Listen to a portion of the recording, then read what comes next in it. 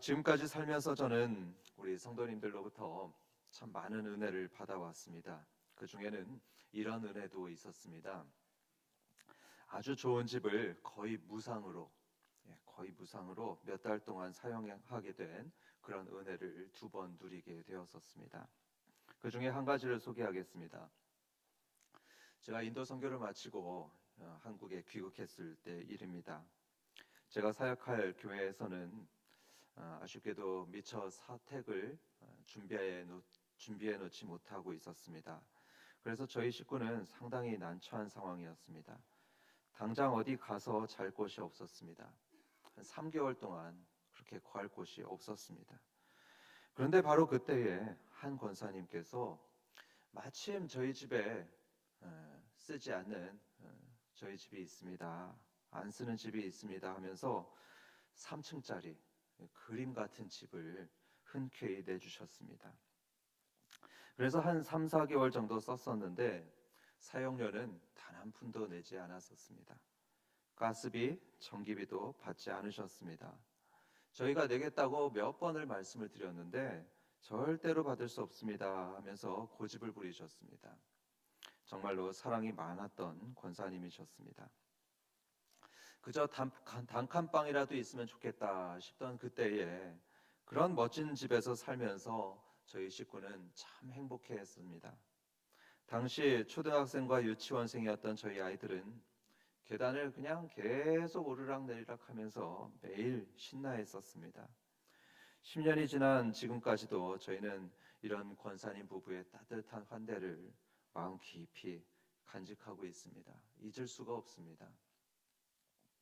여러분, 하나님께서는 그 권사님보다 더 선하시고 더 인자하신 또 사랑이 많으신 분이시라는 것을 우리는 믿고 있습니다. 그것은 말할 필요가 없습니다. 세상 권세 자랑하고 자신의 힘을 자랑하던 사람들에게는 그렇지 않으셨죠. 하지만 가난하고 병든 자들, 그리고 마음이 가난하고 겸손한 자들에게는 한없이 선하시고 인자하시고 따뜻한 분이셨습니다. 한결같이 예수님은 그런 분이셨습니다. 특히 하나님은 자신을 가리켜서 선한 목자다 말씀하셨습니다. 여러분, 선한 목자가 그 품에 양을 안고 있는 모습 한번 생각해 보십시오. 포근히 양을 안고 계시는 모습 여러분 머리에 그려지시죠? 그런 사랑과 그런 인자하심으로 우리를 대하시는 분이 바로 하나님이십니다. 그런데 여러분, 오늘 말씀을 보면 하나님의 그 선하심과 인자하심이 어떻다고 말씀하냐면 반드시 나를 따르리니 이렇게 말씀합니다.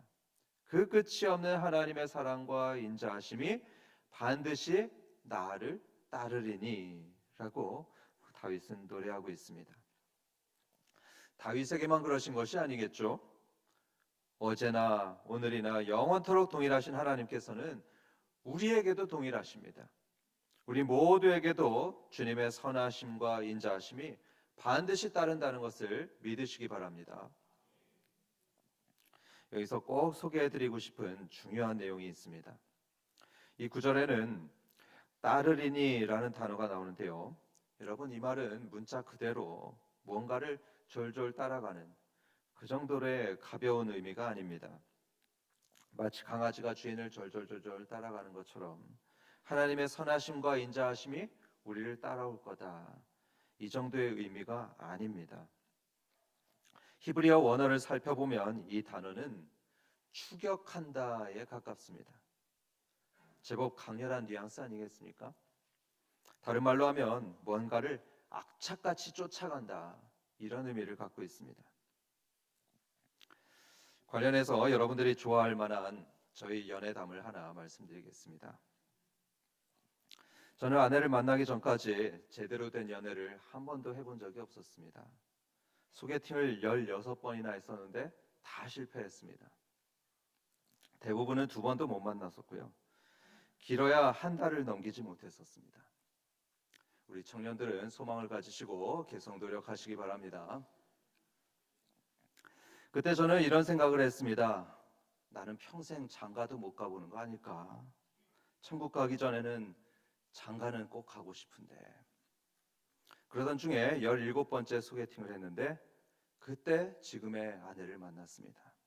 그리고 아내를 3번째 만나던 날에 바로 이 사람이다 이런 확신을 가졌습니다. 그리고 사귄 지 50일째 되었을 때 저는 프로포즈를 하면서 이런 말을 했었습니다. 혹시라도 나를 떠날 생각은 조금 더 하지 마세요.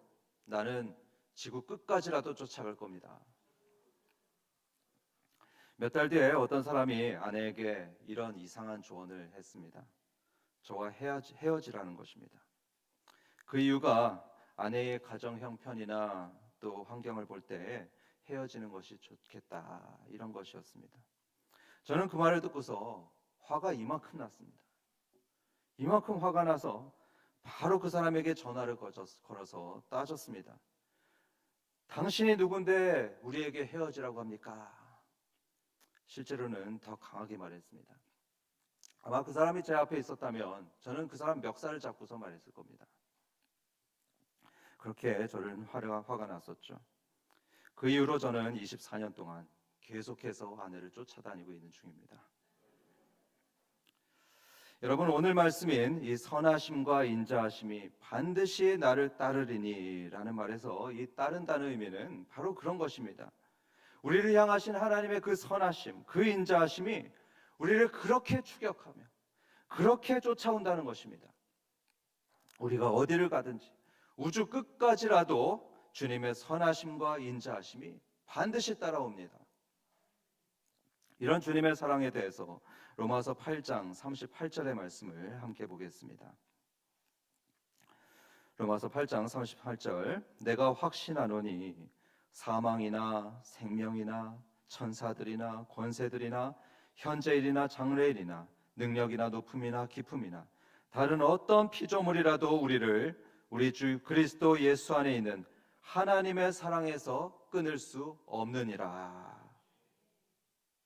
여기 보면 사망이나 생명이나 천사들이나 어떤 권세자들도 우리를 하나님의 사랑에서 끊을 수 없으리라 말씀했습니다.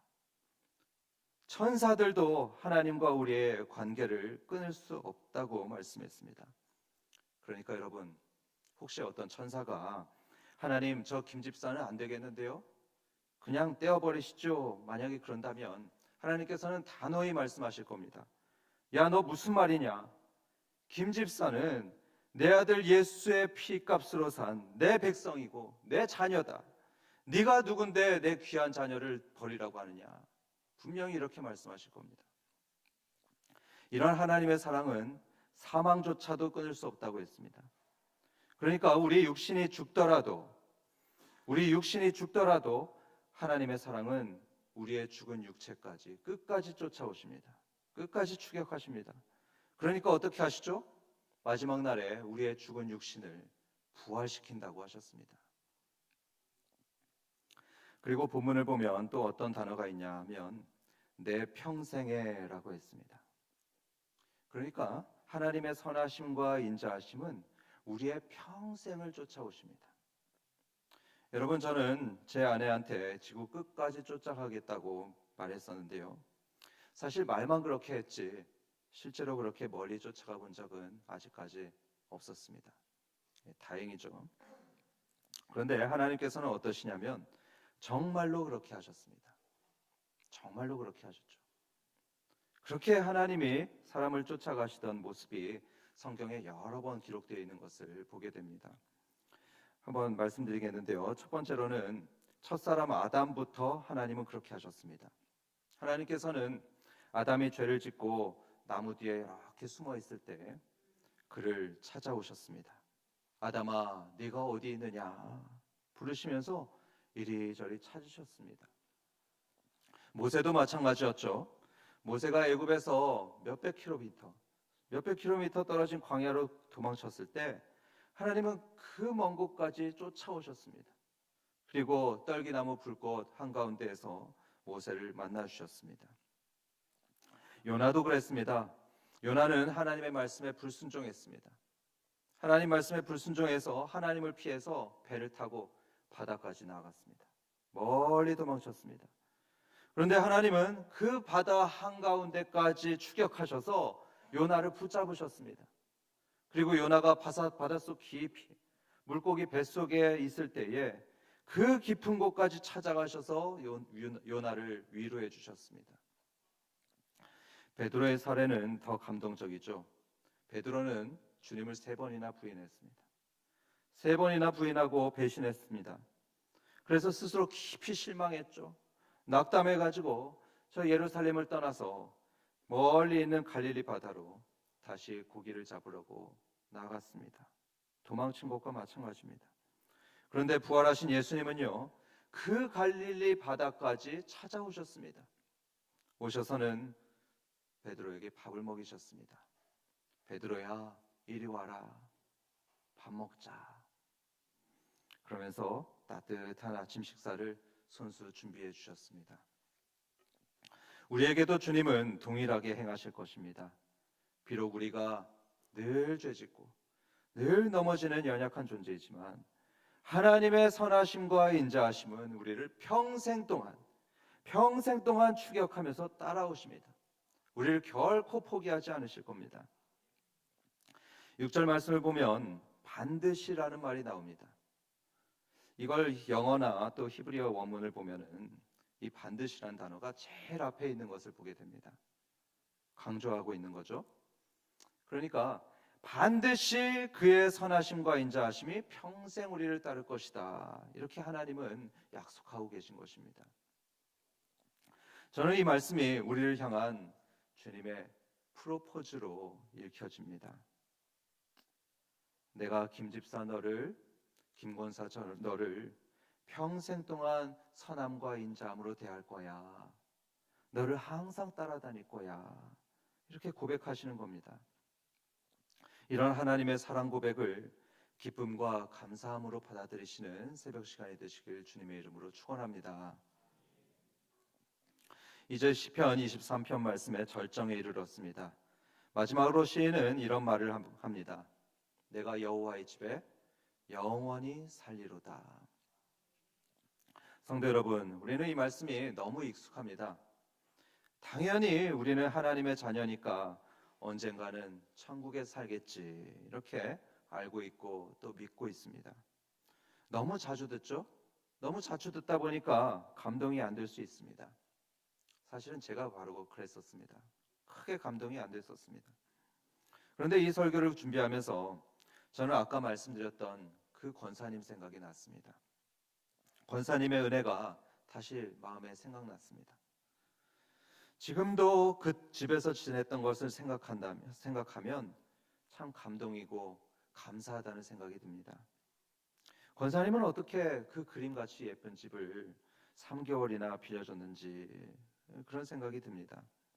여러분, 아무리 목사 가정이라고 해도요, 그 좋은 가구들에 그 좋은 전자기기들이 있는 집을 애들 셋 있는 가족에게 빌려준다는 거 그렇게 쉽지 않은 일입니다.